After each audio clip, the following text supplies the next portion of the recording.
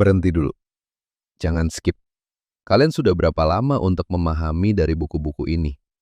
Saya tahu kalian mungkin sudah lelah membaca puluhan buku, termasuk ke-10 buku ini, sampai mengikuti seminar atau webinar, atau mendengarkan berbagai saran pengembangan diri.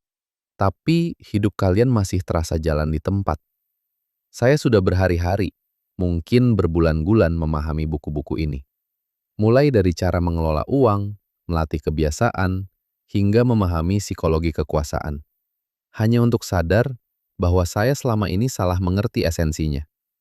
Nggak sampai 9 menit, saya akan memangkas semua teori yang rumit itu menjadi intisari yang paling jujur dan bisa kalian terapkan hari ini juga. 9 menit. Iya, cuma di bawah 9 menit. Ini bukan rangkuman biasa. Ini adalah peta navigasi untuk kalian yang sudah lelah berputar-putar dan benar-benar ingin mengambil kendali atas hidup sendiri.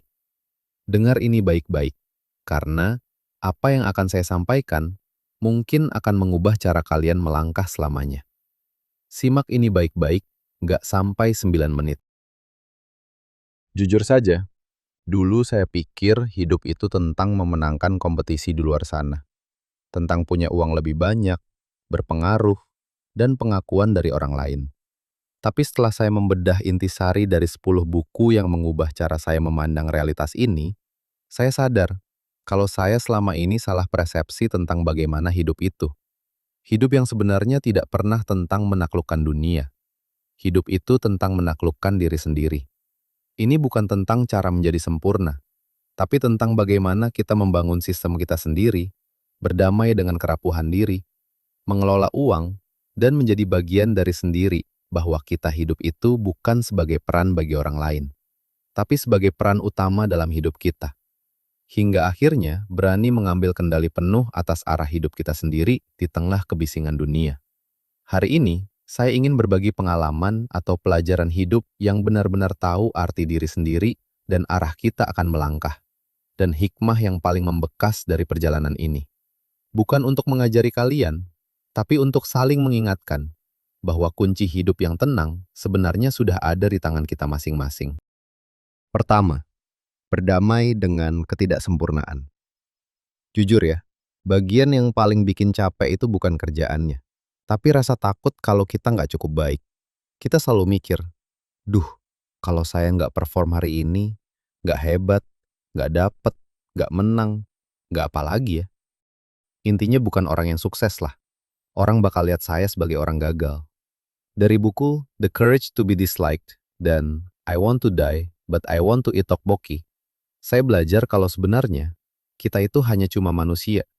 Kita itu sering rela pura-pura setuju sama orang lain, cuma supaya dianggap satu frekuensi. Kita bilang iya pas diajak itu ini, atau disuruh itu ini. Padahal energi kita sudah sisa 10%. Itu menyiksa loh. Menjadi manusia itu artinya tahu di mana waktunya kita lelah. Kita nggak tahu arah. Atau mungkin kita cuma pengen rebahan seharian. Dan tahu nggak, itu nggak apa-apa. Mengakui kerapuhan itu bukan berarti kita lemah. Justru, orang yang berani bilang, saya lagi nggak oke, itu jauh lebih kuat daripada orang yang selalu pakai topeng, semua baik-baik saja. Ingat, kita punya diri untuk mencari self-reward. Kedua, sistem, bukan cuma niat. Kalian pernah nggak sih punya resolusi besar, tapi pas masuk minggu kedua, tiba-tiba semangatnya hilang? Saya sering banget begitu, termasuk buat channel ini. Dulu saya mikir itu karena saya malas. Tapi pas baca buku Atomic Habits, saya baru sadar, saya nggak malas. Saya cuma nggak punya sistem. Ya, saya berpikir langsung membuat konten buku ini. Bukan bagaimana saya berambisi dengan ekspektasi yang besar, tapi yang sederhana.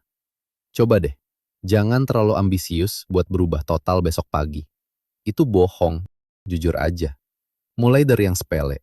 Kamu pengen rajin baca buku. Jangan target baca 5 buku sebulan. Target aja baca 1 paragraf sebelum tidur. Atau mulai pegang buku deh, nggak usah baca. Cuma begitu aja. Kenapa? Karena yang paling susah itu bukan membacanya, tapi memulainya. Begitu kamu berhasil melakukan hal kecil itu secara konsisten, kamu lagi naruh batu bata di fondasi hidupmu.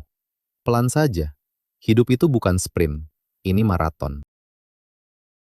Ketiga, kendali diri di tengah kekacauan.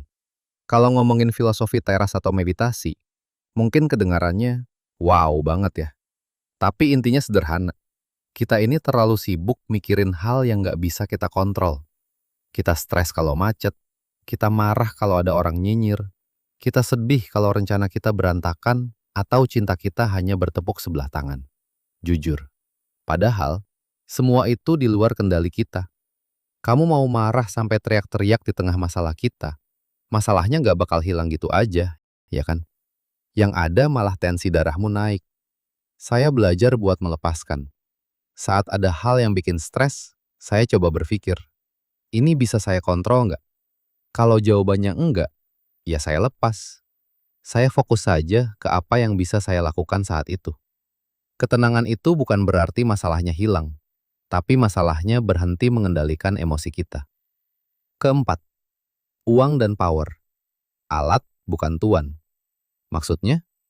Iya, kita sering salah kaprah soal uang dan kekuasaan.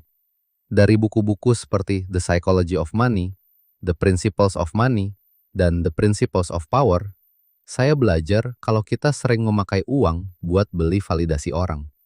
Kita pengen orang tahu kalau kita sukses. Kita pengen diakui atau dihormati. Tapi sebenarnya itu jebakan. Kekayaan itu sebenarnya sesuatu yang nggak kelihatan, yaitu ketenangan karena kamu punya tabungan, dan kebebasan karena kamu punya waktu. Begitu juga dengan power.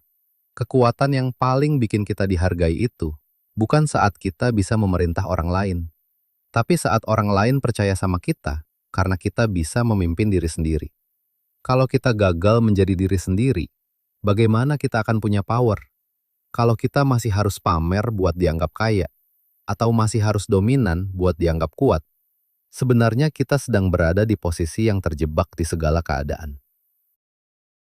Kelima, melihat peluang yang tersembunyi.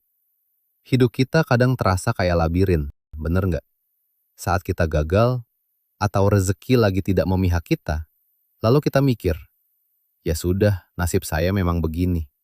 Dari semiotika dan The Third Door, saya diingatkan kalau dunia ini jauh lebih luas dari prasangka kita. Seringkali, jalur atau jalan yang kita cari itu sebenarnya ada di tempat yang nggak kita sangka.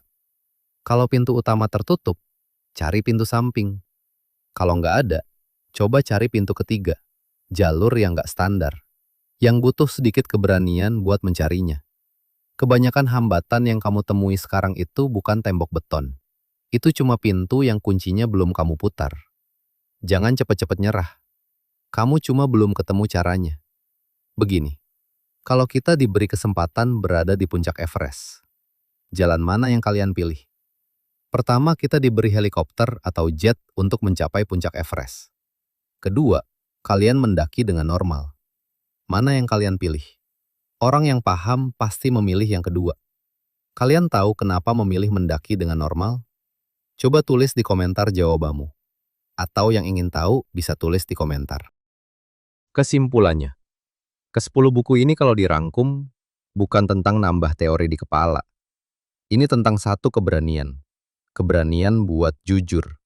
Jujur sama lelahmu, jujur sama kapasitasmu, dan jujur sama apa yang benar-benar kamu inginkan. Mungkin hari ini kamu masih merasa diambigu, tapi coba ingat ini. Hidup itu perjalanan menata ulang kendali. Begitu kamu berhenti berusaha menyenangkan semua orang, berhenti mengandalkan motivasi musiman, dan mulai fokus memimpin dirimu sendiri, segalanya akan berubah. Perlahan tapi pasti. Terima kasih sudah mau menemani saya merenung panjang hari ini di Univers Pustaka. Dari poin tadi, mana yang paling bikin kamu merasa ditembak kebenarannya? Cerita di bawah ya. Saya benar-benar pengen dengar cerita kalian. Jangan lupa dengarkan konten-kontenku sebelumnya, biar lebih luas pemahaman buku-buku yang sudah saya bahas.